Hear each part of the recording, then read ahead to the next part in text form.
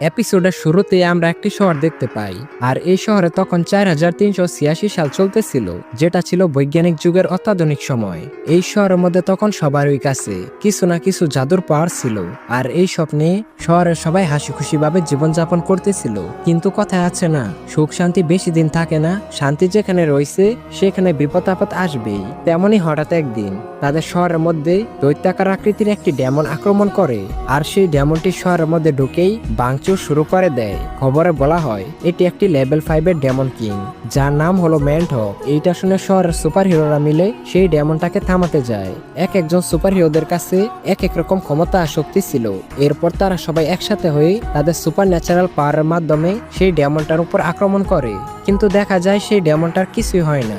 ডেমনটা super হিরোদের চাইতেও অনেক বেশি পাওয়ারফুল ছিল, তাই তারা আলাদা হয়ে আক্রমণ করার সিদ্ধান্ত নেয়। আর তখন একজন সুপার হিরো দেখতে পায় একটা বাচ্চা রাস্তার ধারে চিপস খাচ্ছে।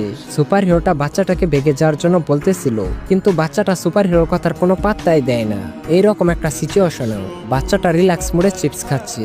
একটা পর্যায়ে ডেমনটা যখন বাচ্চাটার উপর আক্রমণ করতেই যাবে, ঠিক তখনই সেখানে সুপার হিরোটা এসে বাচ্চাটাকে বাঁচিয়ে নেয়। সুপার হিরো এবং ডেমনটার মারামারির কারণে বাচ্চাটার চিপসটা নষ্ট হয়ে যায়। এই পয়েন্টটা কিন্তু মনে রেখো, লাস্টে কাজে আসবে।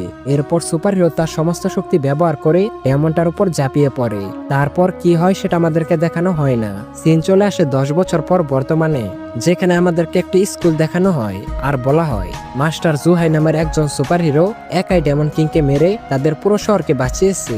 তাই সমস্ত শিক্ষা প্রতিষ্ঠানে তার একটি মূর্তি স্থাপন করা হয়, যাতে সবাই তাকে আইডল মনে করে অনুপ্রাণিত হয়। এই স্কুলটা মূলত সুপার ন্যাচারাল বাচ্চাদের জন্য, যাদের কাছে কোনো না কোনো সুপার ন্যাচারাল পাওয়ার রয়েছে। আর তখনই আমাদের প্রধান ক্যারেক্টার ওয়াংলিনকে দেখানো হয়। স্কুলের প্রথম দিনে ওয়াংলিনকে দুইটা ছেলে বুলি করা শুরু করে দেয়, আর বলে আমরা সিনিয়ররা তোমার খেয়াল রাখবো, কিন্তু তার জন্য আমাদেরকে টাকা দিতে হবে। এইটা দেখে তাদের স্কুলের একজন ছাত্র প্রচুর রেগে যায়, কিন্তু তার বন্ধু তাকে কোনো মতে শান্ত করে। আর তখনই সেখানে আগুনের একটি গোলা এসে সেই বুলিদেরকে উড়িয়ে মাটিতে ফেলে দেয়। যেই মেয়েটি বুলিদের উপর অ্যাটাক করেছিল তাকে দেখে সেখানে থাকা সবাই অবাক হয়ে যায়, কারণ মেয়েটি ছিল ফ্রুট ওয়াটার গ্রুপের প্রেসিডেন্টের মেয়ে, আর তার নাম হলো সুরং।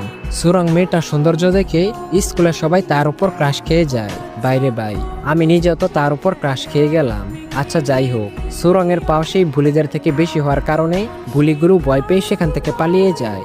এরপর সুরং ধীরে ধীরে ওয়াংলিনের কাছে বন্ধুত্বের হাত বাড়িয়ে দেয়, আর বলে আমি সবসময় তোমার বিপদ আপদে সাহায্য করব। কিন্তু ওয়াংলিন সুরঙের হাতে 10 টাকার একটি নোট ধরিয়ে সেখান থেকে চলে যায়। এইটা দেখে তো সেখানে থাকা সবাই হা হয়ে যায়, কারণ যেই মেয়েটাকে স্কুলে সবাই পছন্দ করত সেই মেয়েটার মান সম্মান ওয়াংলিন এইভাবে নষ্ট করে দিল।